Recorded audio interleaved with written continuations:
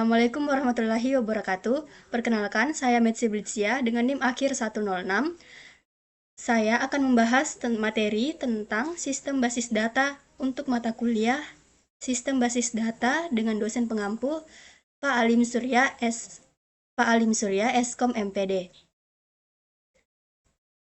Baik, langsung saja di sini ada 10 pokok materi. Yang pertama, sejarah perkembangan basis data. Kedua, definisi basis data. 3, tujuan dan manfaat. 4, jenis dan model basis data. 5, sistem basis data dan komponennya. 6, model basis data, relasi dan konsepnya. 7, perkembangan dan aspek penting model basis data relasi. Yang ke-8, bahasa query. 9, kelebihan dan kekurangan basis data relasional. 10, pemodelan data dan entity relationship diagram atau ERD. Baik, langsung saja ke pembahasan materi pertama, sejarah perkembangan basis data. 1. Awal tahun 1960, Charles Bateman mengembangkan Integrated Data Store generasi pertama DBMS. Yang kedua, akhir tahun 1960, IBM mengembangkan Information Management System dan sistem SABRE untuk akses data pada jaringan komputer. Yang ketiga, tahun 1970, Edgar Codd mengusulkan model data relasional. Yang keempat, tahun 1980, model relasional menjadi paradigma DBMS paling dominan dan SQL atau struktur query language dikembangkan. Yang kedua, definisi basis data. Basis data adalah kumpulan informasi yang disimpan di dalam komputer secara sistematik sehingga dapat diperiksa menggunakan suatu program komputer untuk memperoleh informasi dari basis data tersebut. Basis data juga sekumpulan file-file yang saling berhubungan yang biasa ditunjukkan dengan kunci dari tiap file yang ada. Selanjutnya, tujuan dan manfaat. Tujuan utama dari basis data adalah untuk mengatur data sehingga diperoleh kemudahan, kecepatan, dan ketepatan dalam memanggil kembali data yang diinginkan.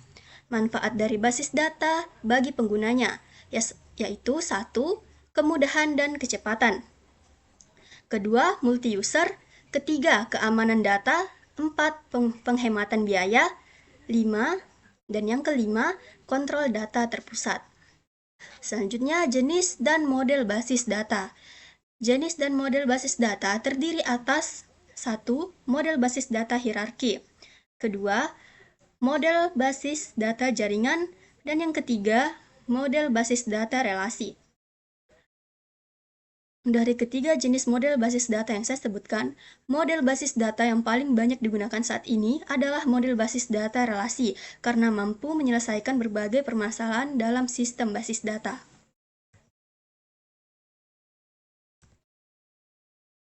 Selanjutnya, sistem basis data dan komponennya. Sistem basis data adalah kumpulan dari program aplikasi yang berinteraksi dengan basis data bersama dengan Database Management System atau DBMS dan basis data itu sendiri. Sistem basis data memiliki beberapa komponen, yaitu 1. Perangkat keras, 2. Sistem operasi, 3. Basis data, 4. Manajemen sistem, 5. Pemakai user, dan yang keenam, aplikasi atau perangkat lain. Selanjutnya, kita akan membahas salah satu dari jenis dan model basis data, yaitu model basis data relasi. Model relasional adalah sekumpulan hubungan antar database. Hubungan yang tidak lain adalah tabel nilai. Setiap baris tabel mewakili sekumpulan nilai data terkait baris dalam tabel mewakili entitas atau hubungan aktual. Nama tabel dan nama kolom sangat membantu untuk menafsirkan arti nilai di setiap baris. Selanjutnya, konsep model data relasi. Yang pertama, atribut. Atribut adalah properti yang mendefinisikan suatu relasi. Yang kedua, tabel. Dalam model relasional, hubungan disimpan dalam bentuk tabel. Ketiga, tuple. tidak lain adalah satu baris tabel yang berisi satu record. Yang keempat, skema. Skema hubungan mewakili nama hubungan dengan atributnya. Yang kelima, derajat. Jumlah atribut dalam hubungan disebut derajat hubungan. Yang keenam, kardinalitas. Jumlah total baris yang ada dalam tabel. Ketujuh, kolom. Kolom mewakili sekumpulan nilai untuk atribut tertentu. 8. Relasi. Contoh relasi adalah kumpulan tupel berhingga dalam sistem RDBMS. Instance hubungan tidak pernah memiliki tupel duplikat. Yang kesembilan, kunci hubungan. Setiap baris memiliki 1, 2, atau lebih atribut yang disebut kunci hubungan. 10. Domain atribut. Setiap atribut memiliki beberapa nilai dan ruang lingkup yang telah ditentukan sebelumnya yang dikenal sebagai domain atribut.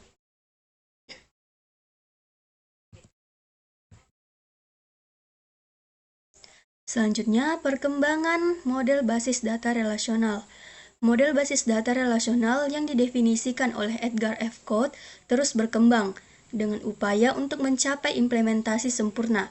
Salah satu perkembangan terbaru adalah model objek relasional yang menggunakan hubungan biner untuk menyatakan fakta.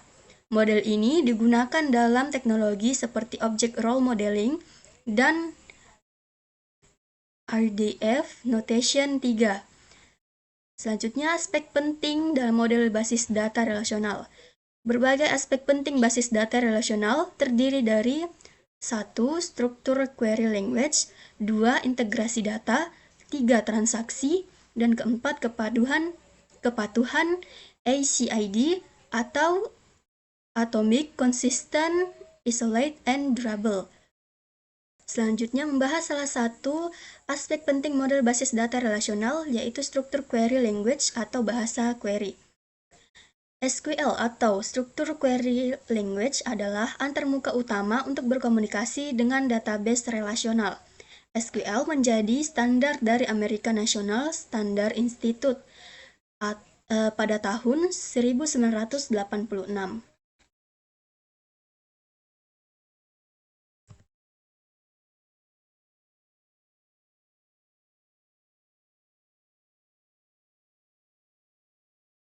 Nah, model basis data relasi pasti memiliki kelebihan dan kekurangan. Kelebihan basis data relasional terdiri dari 1. Model data relasional di DBMS lebih sederhana daripada model yang lain. Kedua, independensi struktural. Yang ketiga, mudah digunakan. Keempat, memungkinkan bahasa query tingkat tinggi seperti SQL untuk menghindari navigasi database yang kompleks. Yang kelima, struktur database relasional dapat diubah tanpa harus mengubah aplikasi apapun. Kekurangannya, yang pertama, beberapa database relasional memiliki batasan panjang bidang yang tidak dapat dilampaui. Yang kedua, database relasional terkadang dapat menjadi kompleks seiring dengan bertambahnya jumlah data. Ketiga, sistem database relasional yang kompleks dapat mengarah ke database yang terisolasi di mana informasi tidak dapat dibagikan dari satu sistem ke sistem lainnya.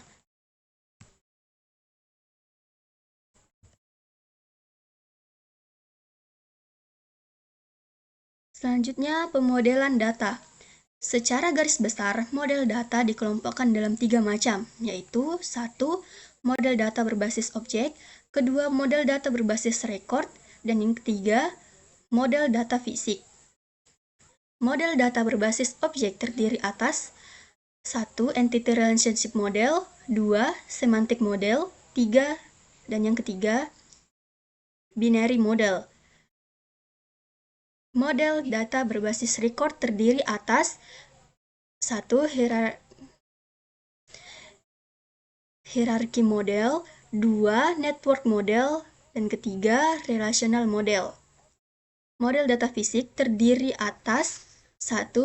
Unifying Model, dan yang kedua, Frame Memory. Selanjutnya, kita membahas salah satu model data berbasis objek, yaitu Entity Relationship Model atau Entity Relationship Diagram. ERD diperkenalkan oleh Pichen pada tahun 1967. ERD adalah model yang digunakan untuk menggambarkan struktur logika data dalam dunia nyata. ERD terdiri dari entity atau objek dan relationship atau hubungan antar entity. ERD membantu menggambarkan aspek data seperti entity, atribut, dan relationship dalam bentuk diagram grafik. Entity relationship diagram memiliki beberapa komponen. 1. Entitas. Entitas dapat diartikan sebagai individu yang mewakili sesuatu yang nyata dan dapat dibedakan dari sesuatu yang lain. Entitas digambarkan dengan bentuk persegi panjang seperti ini. Yang kedua, ada atribut. Atribut merupakan pendeskripsian karakteristik dari entitas.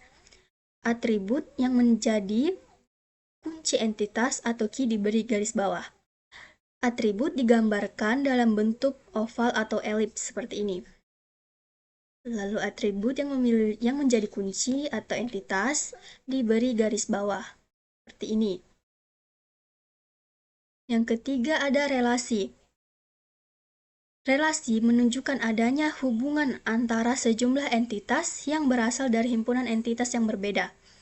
Relasi digambarkan dalam bentuk bangun datar belah ketupat seperti ini. Yang keempat ada kardinalitas. Kardinalitas sendiri terbagi menjadi 6. Yang pertama ada one-to-one. Yaitu setiap entitas pada himpunan entitas A berhubungan dengan paling banyak satu entitas pada himpunan entitas B, dan begitu juga sebaliknya. Contohnya, seperti Robin bermain bola. Robin adalah entitas A yang berhubungan dengan hanya satu entitas B, yaitu bola, dan begitu juga sebaliknya. Seperti bola hanya ada satu,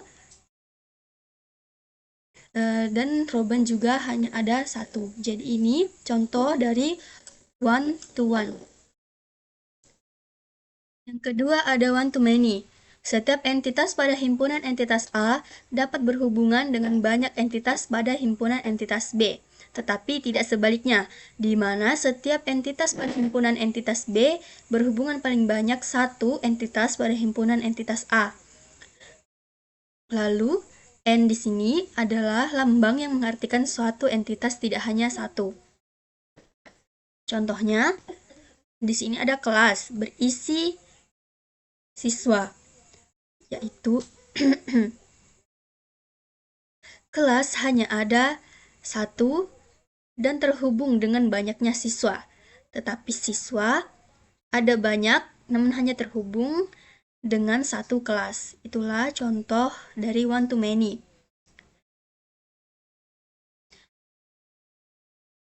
Yang ketiga ada many to one. Setiap entitas pada himpunan entitas A berhubungan paling banyak dengan satu entitas pada himpunan entitas B. Tetapi tidak sebaliknya, di mana setiap entitas pada himpunan entitas B dapat berhubungan dengan banyak entitas pada himpunan entitas A. Contohnya, ada banyak siswa yang terhubung dengan satu jurusan, tetapi hanya satu jurusan yang bisa terhubung dengan banyaknya siswa.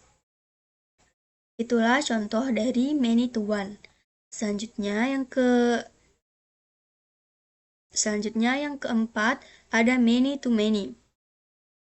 Setiap entitas pada himpunan entitas A dapat berhubungan dengan banyak entitas pada himpunan entitas B, begitu juga sebaliknya.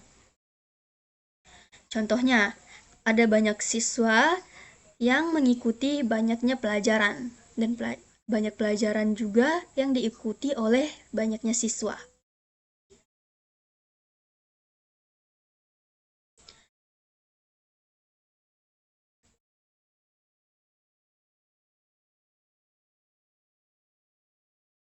Yang kelima, ada kardinalitas relasi minimum. yaitu derajat atau kardinalitas relasi mewakili hubungan maksimum yang boleh terjadi antara himpunan entitas yang satu terhadap himpunan entitas yang lain. Dan yang keenam, ada relasi dengan notasi lain, yaitu penggambaran diagram entity relationship dengan sedikit perbedaan penggunaan notasi. Perbedaannya terletak pada penggambaran derajat relasi yang sekaligus juga telah mengakomodasi adanya derajat relasi minimum. Baik, itulah tadi penjelasan saya mengenai materi sistem basis data. Kesimpulan materi ini adalah basis data adalah kumpulan informasi yang disimpan secara sistematik untuk memperoleh informasi yang diinginkan. Basis data memberikan manfaat seperti kemudahan akses, keamanan, penghematan biaya, dan kontrol data terpusat. Terdapat beberapa jenis basis data dan model basis data relasional adalah yang paling umum digunakan. Sistem basis data terdiri dari beberapa komponen yang saling terkait. Entity Relationship Diagram digunakan untuk memodelkan struktur logika basis data dan menggambarkan struktur logika basis data yang terdiri dari entitas, atribut, dan relasi antar entitas. Sekian dari penjelasan saya. Jika ada salah kata mohon dimaafkan. Saya akhiri dengan ucapan wassalamualaikum warahmatullahi wabarakatuh.